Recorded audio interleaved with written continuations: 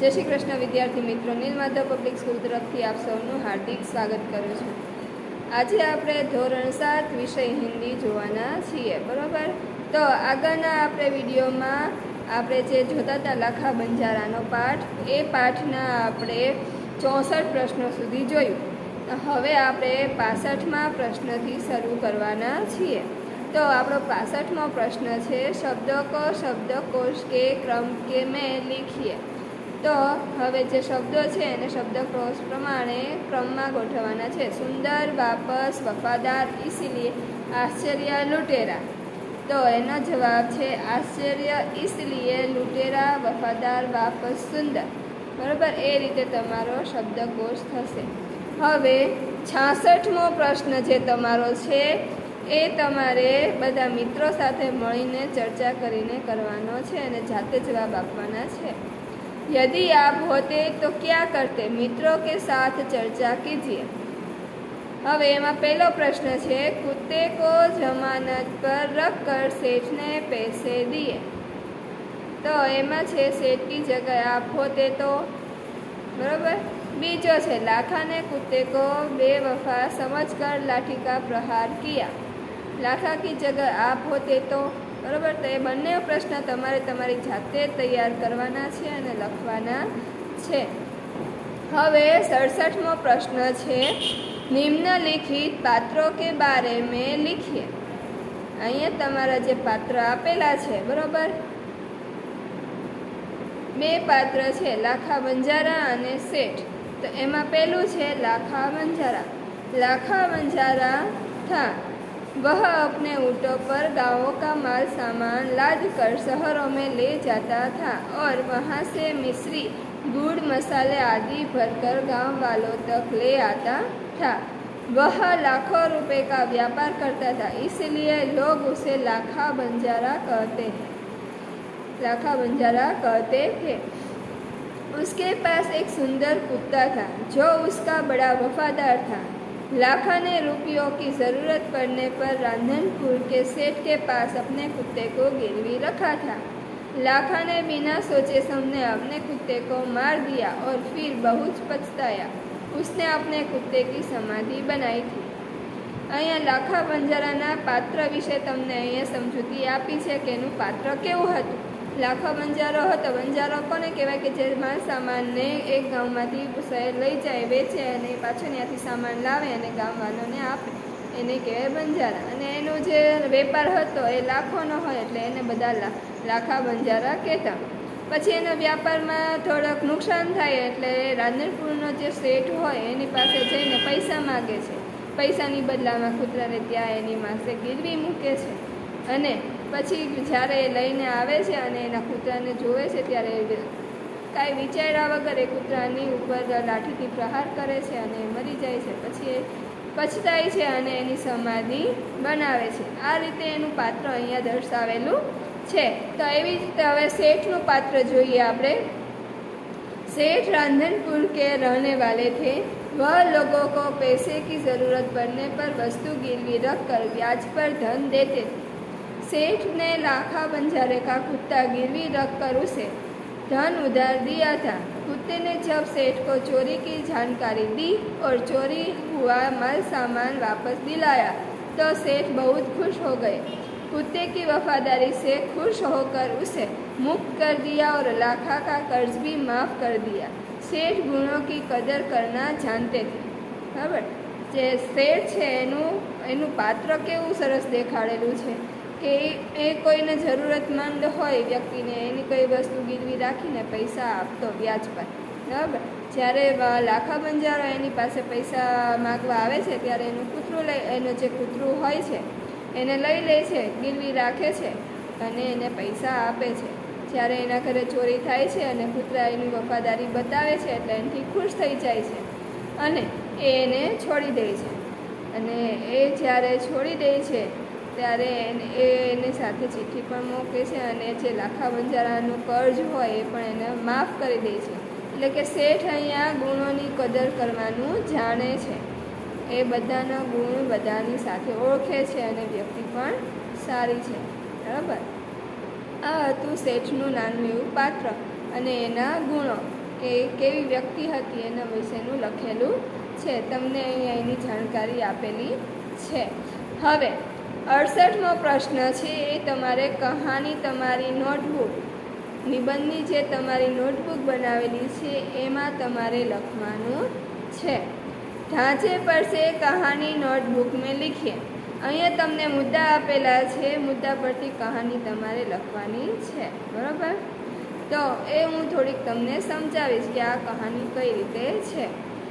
एक नौकर द्वारा हार चोरी करना, सेठ का सभी नौकरों से पूछना, किसी का चोरी कबूल न करना, सेठ द्वारा युक्ति करना, प्रत्येक को 7-7 इंच की लकड़ी देना, जादू की लकड़ी होने की बात कहना, दूसरे दिन दिखाने को कहना, चोरी की लकड़ी 1 इंच बढ़ जाएगी, घर जाकर हार चुराने वाले नौकर का 1 इंच लकड़ी काटना, दूसरे दिन चोर पकड़ा जाना. ठीक है, ये सब आपके मुद्दे हैं. इस मुद्दे एक एक वाक्य बनाने के लिए हम एक एक मुद्दे को यहाँ पे ले सकते हैं और सारी आपकी पूरी कहानी यहाँ पर आप लिख सकते हो. तो मैं यहाँ कहानी पढ़ रही हूँ. छोटी सी कहानी है. एक छोटे से कस्बे में एक सेठ रहते हैं. उसकी सोने चांदी की गहने बेचने की दुकान थी. दुकान पर काम करने के लिए उन्होंने कई नौकर रखे थे. एक दिन सेठ की जरूरी काम से बाहर जाने समय एक कीमती हार तिजोरी में रखना भूल गए. एक नौकर ने मौका देखा और हार चुरा लिया. सेठ वापस आकर नौकरों से हार के विषय में पूछा तो किसी ने कुछ भी नहीं बताया. दुकान में भी वह हार नहीं मिला. सेठ को नौकरों द्वारा हार चोरी करने की बात पर शंका हुई. सेठ चतुर था. उन्होंने एक युक्ति की. प्रत्येक नौकर को उन्होंने 7-7 इंच की लकड़ी देते हुए कहा, यह जादुई लकड़ी है, तुम सब इसे घर ले जाओ और कल लाकर मुझे दिखाना. जिसके हार चुराया होगा उसकी लकड़ी 1 इंच बढ़ जाएगी. बराबर? तो ये मैंने कहानी आपकी पढ़ी.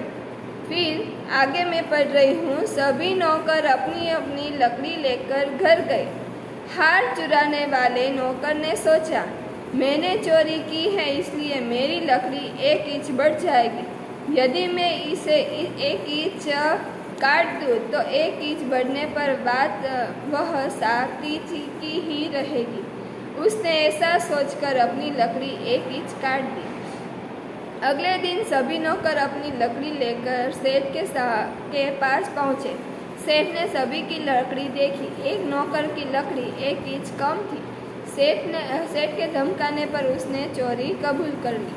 सेठ ने उससे हार वापस ले लिया और उसे नौकरी से निकाल दिया. इस प्रकार सेठ की चतुराई से हार चुराने वाले नौकर पकड़ा गया. ठीक है, ये यहाँ पर छोटी सी कहानी है कि एक कस्बा यानी कि एक छोटा सा गांव कस्बा जो आप लिख सकते हैं वो आप लिखिए. वहाँ सोने चांदी की उसकी दुकान थी. वो दुकान में बहुत काम करने के लिए उसने बहुत नौकर भी रखे थे. एक दिन ज़रूरत काम आने पर उसे बाहर जाना पड़ गया. जल्दी में वो एक हार रखना भूल गया. जो उसका कीमती हार था उसे तिजोरी में रखना भूल गया. चोर ने मौका देखा और उसे चुरा लिया. जो नौकर था चोर, उसने मौका देखा कि यह जो ऐसे ही पड़ा हुआ है हार, वो सेठ रखना भूल गए और वो उसे चुरा लेता है. फिर सेठ वापस आता है. हार के बारे में सभी से पूछता है पर सभी नौकर उसे मना कर देते हैं कि हमने चोरी नहीं की है. सेठ को शंका होती है कि चोर इन नौकरों में से ही कोई एक है. इसलिए वह सभी को 7-7 इंच की लकड़ी देते हैं और कहते हैं कि यह जादुई लकड़ी है, जो जिसने भी चोरी की होगी उसकी लकड़ी 1 इंच बढ़ जाएगी. तो सभी नौकर घर जाते हैं. दूसरे दिन सभी वापस आते हैं. तो जो नौकर चोर था वह उस लकड़ी को 1 इंच कम कर देता है. कहता है कि अगले दिन जब बढ़ जाएगी 1 इंच तो वह वैसे की वैसे ही रहेगी. इसलिए वह लकड़ी को काट देता है. जब दूसरी सुबह सब नौकर सेठ के पास जाते हैं, सेठ सारा सभी की लकड़ी जो देखते हैं तो उस एक चोर नौकर की जो लकड़ी है वो छोटी थी, एक इंच छोटी थी, इसीलिए उसे सेठ ने धमकाया। धमकाने पर वह उस चोरी को कबूल कर लेते हैं और उस चोरी को कबूल कर लेते हैं, इसलिए वो पकड़ा जाता है। उसे वो नौकरी से निकाल देता है, उसे नौकरी से निकाल देते हैं। इस तरह जो सेठ की चतुराई से उसका हार उसे वापस मिलता है। यह थी आपकी स्टोरी।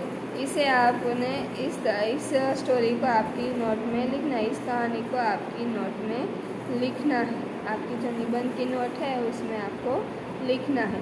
अब 69मो प्रश्न है तमारो। रेखांकित शब्द की संज्ञा पहचानिए और उसे जातिवाचक संज्ञा और व्यक्तिवाचक संज्ञा में वर्गीकृत कीजिए। हवे तमारू वाक्य है बराबर, एमां जातिवाचक संज्ञा कई है अने व्यक्तिवाचक संज्ञा है, तो एमांथी बेमांथी कयो शब्द कयो तमारो शब्द है कि जे एमां आवे छे ए तमारे मूकवानो छे बराबर। अहींया 3 पार्ट पड़ेला छे, वाक्य है, जातिवाचक अने व्यक्तिवाचक संज्ञा। तो एमां तमारू पहेलुं छे हिमालय सबसे ऊंचा पर्वत है, तो हिमालय शुं आव्युं? व्यक्तिवाचक बराबर, नाम छे एटले शुं थयुं? व्यक्तिवाचक। बीजुं नदी नर्मदा नदी पवित्र है, नर्मदा व्यक्तिनुं नाम थयुं एटले व्यक्तिवाचक। त्रीजुं भारत का राष्ट्रध्वज तिरंगा है, तो भारत पाए नाम थयुं व्यक्तिवाचक बराबर। हवे चौथुं जन्मभूमि सबको प्यारी लगती है, तो जन्मभूमि छे ए शुं छे? जातिवाचक। 5मुं नीम गुणवर्धक पेड़ है, नीम थयुं ए व्यक्तिवाचक। हवे 6ठुं महात्मा गांधी भारत के परम व्यक्ति है, तो महात्मा गांधी ए थयुं व्यक्तिवाचक। 7मुं हमारे देश के सैनिक बहादुर हैं, तो सैनिक छे जातिवाचक थई। 8मुं गांव को स्वच्छ रखना चाहिए, गांव जातिवाचक बराबर। 9मुं फूलों का रस मधुर होता है, तो फूल ए पण जातिवाचक। 10मुं कुत्ता वफादार प्राणी है, कुत्ता ए पण जातिवाचक। 11मुं हमेशा गुरु की बातों को ध्यान में रखना चाहिए, तो गुरु ए शुं थयुं? जातिवाचक। 12मुं हिंदू लोग गाय को माता कहते हैं, तो गाय शुं थयुं? जातिवाचक बराबर। हवे 70मो प्रश्न है तमारो। मेरा प्रिय प्राणी विषय पर 7-8 वाक्य लिखिए। आपको यह निबंध आपकी नोटबुक में, आपकी जो निबंध की नोट है उसमें यह निबंध लिखना है, मेरा प्रिय प्राणी। आपको आपका प्रिय प्राणी जो भी हो उसके बारे में आपको लिखना है। यहाँ पे हाथी के बारे में लिखा गया है, आपको नमूने रूप में यह दिया गया है। आप अपनी तरफ से कुछ भी लिख सकते हैं, आप अपना निबंध खुद तैयार कर सकते हैं, ठीक है। तो मेरा प्रिय प्राणी हाथी है। हाथी सबसे बड़ा और ताकतवर जानवर है। हाथी का रंग काला होता है, इसकी आँखें बहुत छोटी होती है, इसके एक लंबी सूंड होती है, सूंड से यह नाक और हाथ दोनों का काम लेता है। हाथी सवारी और सामान ढोने के काम आता है। पुराने ज़माने में राजा महाराजा सवारी के लिए हाथी का उपयोग करते थे। हाथी वफादार और समझदार जानवर है।